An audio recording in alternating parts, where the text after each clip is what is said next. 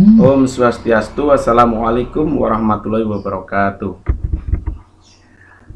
Anak-anak kelas 6A yang hebat, berjumpa kembali dengan pembelajaran kelas 6A di SD nomor 2 Tuban. Kali ini masih bersama dengan Pak Wargito.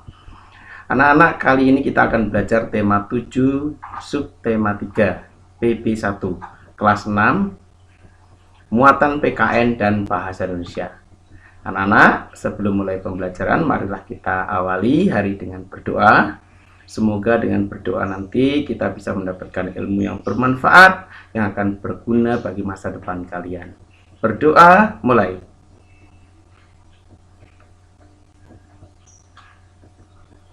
Selesai. Baiklah anak-anak, mari kita mulai pembelajarannya. Untuk tujuan pembelajaran PKN hari ini kita akan belajar bagaimana caranya kita pandai bersyukur atas nikmat Tuhan yang Maha Kuasa. Kemudian yang kedua, untuk nilai sosialnya kita akan belajar hidup rukun. Dan untuk pengetahuannya kita akan belajar penerapan nilai persatuan dan kerakyatan. Serta yang keterampilannya kita akan membuat produk hasil penerapan nilai kerakyatan dan persatuan tersebut.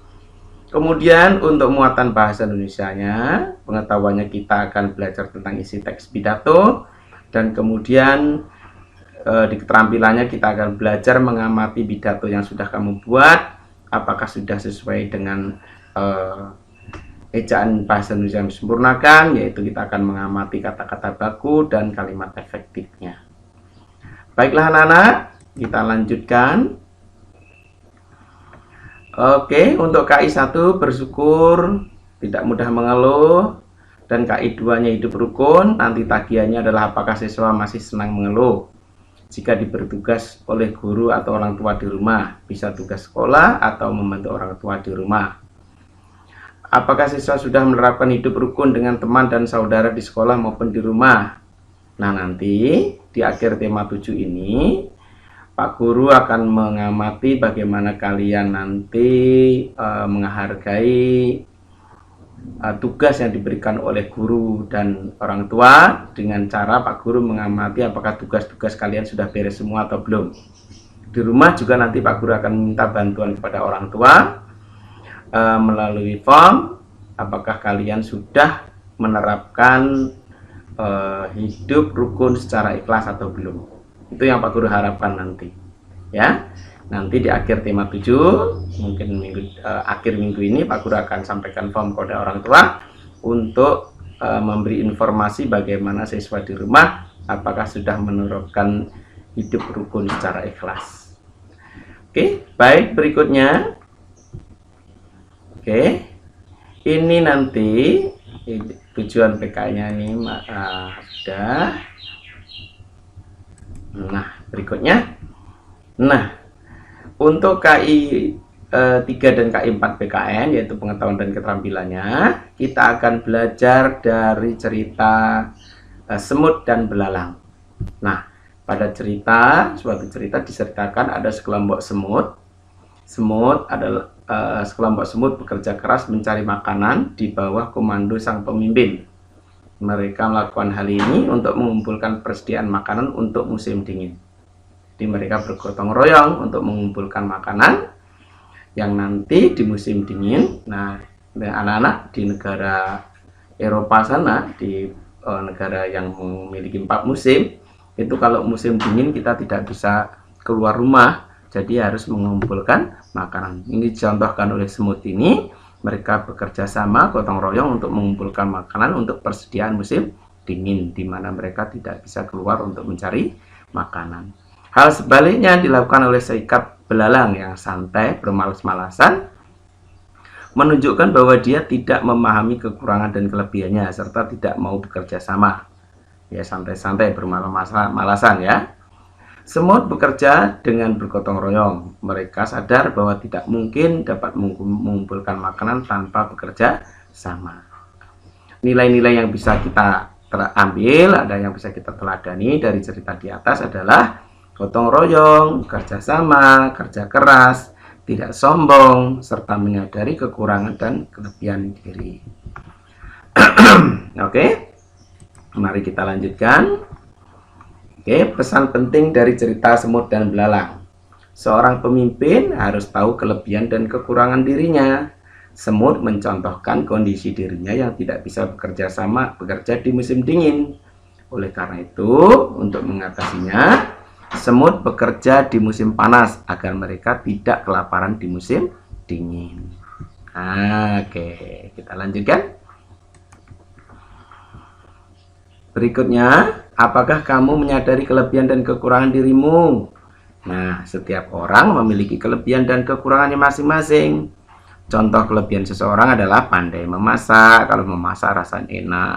Kemudian berpidato, bisa menghipnotis pendengarnya, bisa menari dengan lemah gemulai, pintar matematika, pintar menyanyi, oke, bakat di olahraga, dan sebagainya. Itu merupakan kelebihan-kelebihan yang harus diasah dan dipupuk. Kemudian kekurangan manusia itu seperti apa? Misalnya sering tidak tepat waktu, itu berarti kekurangan. Sulit memahami bacaan, kurang konsentrasi, tidak bisa mengerjakan soal matematika, itu kekurangan. Bagaimana sikap kita? Ya, kelebihannya kita harus asah dan kekurangannya kita perbaiki. Ya, baik, kita lanjutkan anak-anak ya.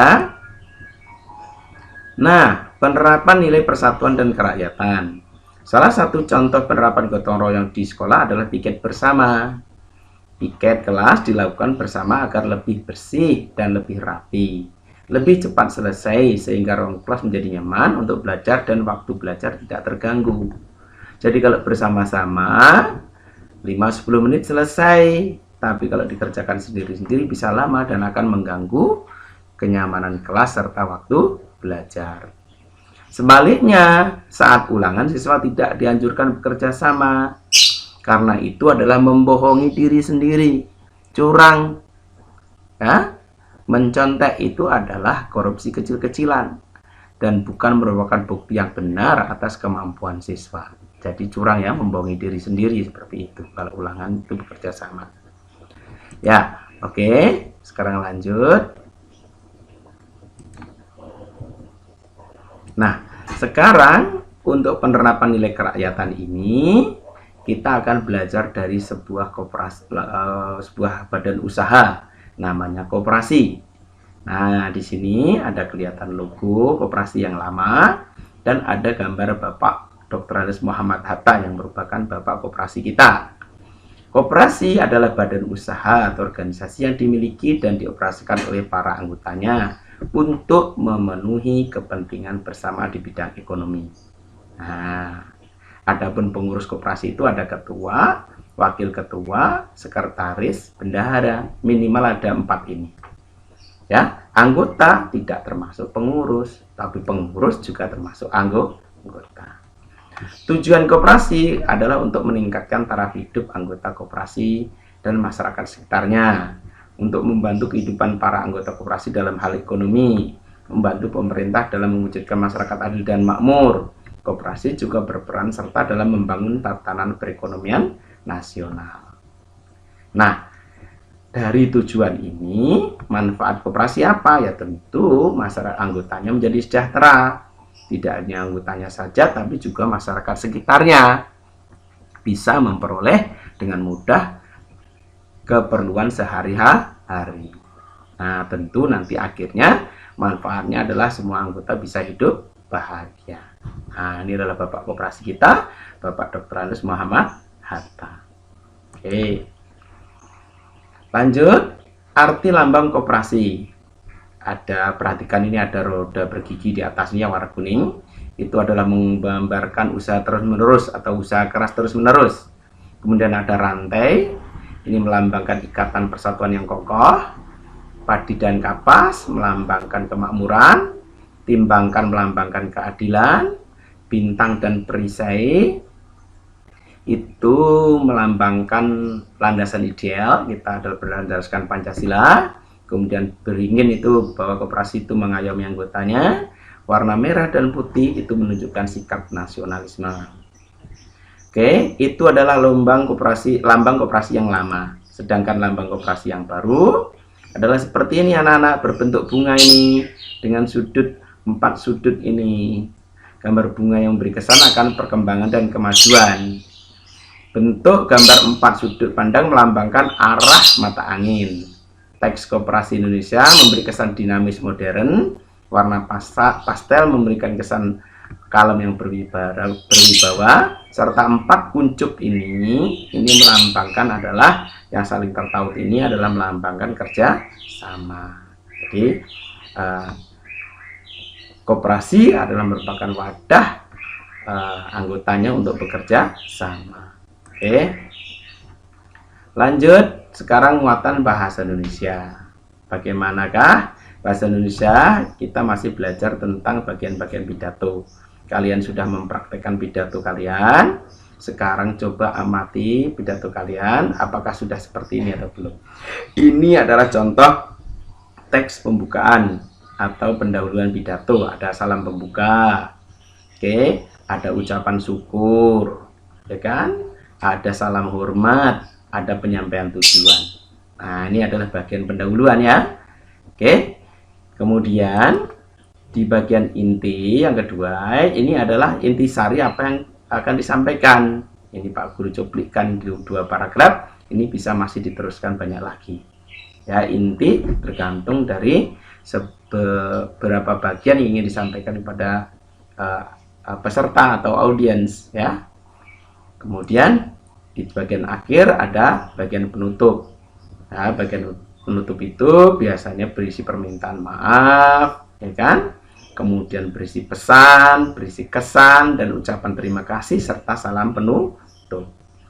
Nah, apakah pidato kalian sudah memenuhi syarat menggunakan struktur seperti contoh tadi? Coba diamati. Kalau belum, silakan diperbaiki. Kemudian apakah pidato kalian sudah menggunakan huruf kapital yang tepat? Seperti di awal kalimat harus menggunakan huruf kapital, nama orang harus menggunakan huruf kapital, nama tempat juga begitu, ya, tapi bukan untuk nama jenis. Kemudian apakah sudah menggunakan kosakata yang baku? Oke. Kemudian apakah sudah menggunakan bahasa yang efektif? Apakah tulisanmu sudah rapi? Nah, ini hal-hal yang ini tolong diperhatikan dalam naskahmu. Suatu saat kalau Pak Guru minta untuk mengumpulkan, kalian sudah siap. Oke? Bagaimana anak-anak pembelajaran hari ini? Ya, moto hari ini adalah hidup rukun dalam keikhlasan adalah modal penting dalam hidup damai sejahtera. Ya anak-anak, sekian. Terima kasih atas perhatiannya sudah mendengarkan materi ini. Selamat dari Pak Wargito. Subscribe dan komen di channel Pak Guru, yaitu di link yang sudah